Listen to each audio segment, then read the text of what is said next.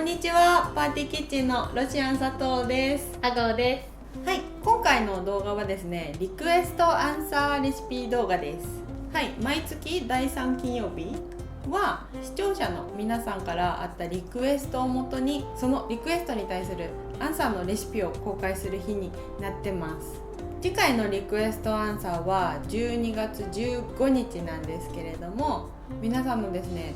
どうしたらいいか困っているレシピですとか、作ってみてほしいお料理のレシピ、リクエストございましたら、ぜひこちらの動画にコメントよろしくお願いします。毎月ね、このスタイルでこれからやっていこうかなっていうふうに考えてますので、定番になるといいね、ぜひぜひよろしくお願いします。コメントリクエスト待ってます。で、今回は昨日の動画をご覧になった方はご存知かとは思いますけれども、視聴者佐藤さん、視聴者さんになりきった佐藤さんかのリクエストにお答えしたレシピを公開します。リクエストの内容が庄司さんのバースデーケーキを作りたいという内容で、紅茶が好きだったりとか、似顔絵のケーキにしたいだったりとか、あと庄司さんがもじゃもじゃな髪型をしてるよっていうリクエスト内容だったので、そういうヒントから今回は紅茶のモンブランを作りました。楽しみそれでは作っていきましょう。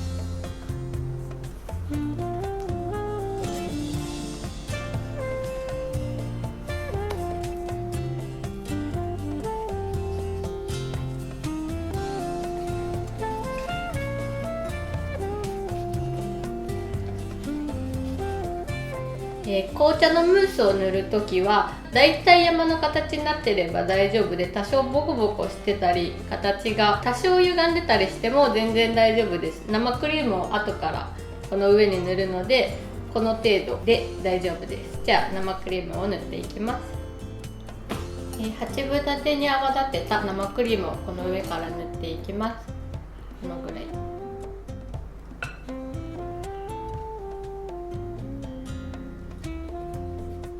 今回はスパチュラで生クリームもムースも塗ってるんですけども、こういうパレットをお持ちの方はこちらでやっていただいた方が断然やりやすいと思います。ざっくりと生クリームをこう塗っていったら、これを少し当てて回して、形を整えていきます。ざっくり塗るのは中のスポンジとか抹茶のムースが見えないぐらいまで生クリームを分厚く塗る感じです。スパチュラを少しきれいにしてからここに少し当てて回していきます。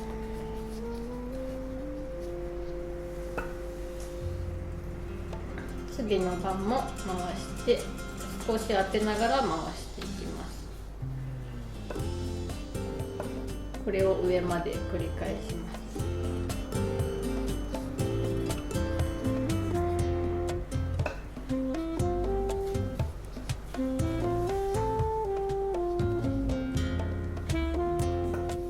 バーッと見てみて気になるところがあったら再度少し当てて回していきます。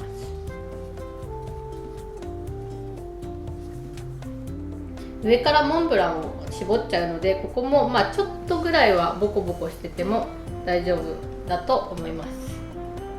最後下を削って終わりです。では次にモンブランを絞っていきます。